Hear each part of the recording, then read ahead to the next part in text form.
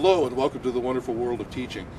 I'm John Bryan, an instructor here at SBB College, and for most of you, teaching is a brave new world. It's one that you've only had a one-sided experience with, and that's as a student. And as a student, we've all had good teachers and we've had bad teachers. And what it comes down to is good teachers are the ones that have that ability to take control and manage the classroom. So for the next few minutes, I would like to share with you 6 tips that I have found effective for me that might help you become an effective. Managing a classroom is no simple task. I speak from experience. 3 years ago I was sitting where you are, a brand new teacher with no experience and not really a clue on how to manage a class. So I tried everything I could. I read, I did trial and error, and I guess I did okay because I consistently score very high on my evaluations with my deans, and the students rate me as one of the top teachers on campus, not just because of my dazzling personality, but because of the way I teach them, because of the way I take an interest in them, and because of the way that we build a mutual respect, and that comes. The first thing is teach from your feet, not from your seat. That's a dictum from our president, Matt Johnson, and it means that you should always deliver your instruction from a standing position.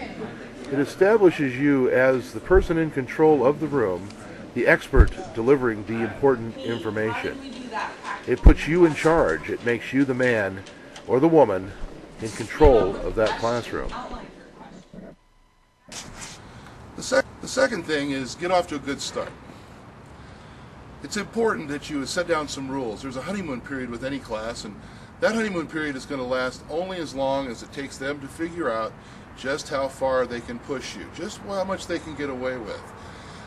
You need to establish right away what the guidelines are for good, solid classroom behavior. When homework is due, when they're supposed to be in their seats and ready to go, and so on and so forth. Right now, establish good classroom etiquette, and you'll be way ahead of the game. Number 3, you need to establish some rules.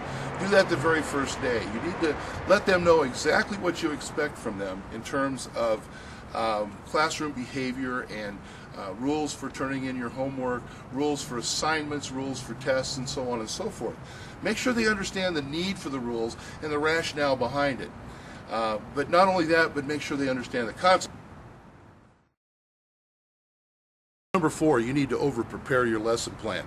Make sure that you have more than enough information to teach every classroom. There's nothing that erodes classroom control quicker than for a teacher to show up unprepared to teach what's on the syllabus. So over-prepare your lessons. It shows you as a confident, prepared, in-control kind of teacher, and somebody that the students can depend on to have the information that they need. That goes very, very far to establishing your control as the king of the classroom.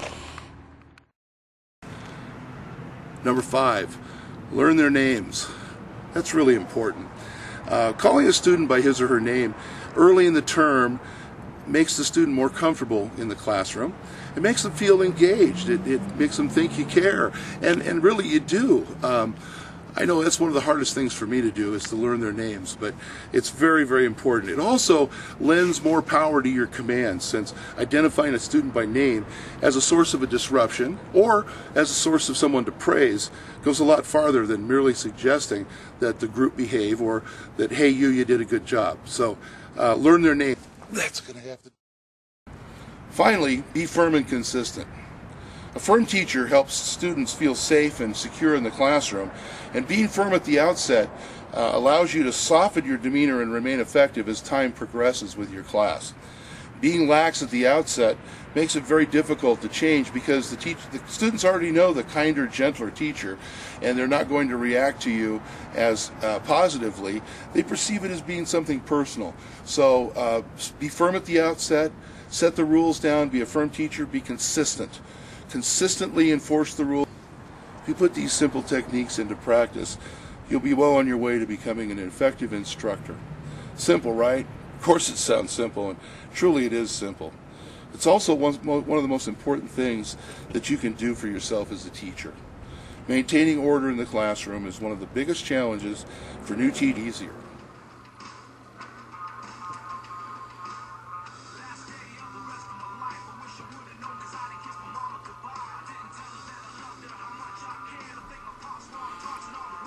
The attitude of young people towards authority is constantly eroding. Some students see the erosion and respond with greater self-confidence. This makes them more likely to openly challenge your authority as the teacher. The classroom has not missed out on the trend towards violence as a solution to a problem, further exacerbating our position as teachers. The good news is, applying these tried and true classroom techniques can help you reduce the chances of such behavior occurring as they had at Columbine, Georgia Tech, and many other schools over the last several years.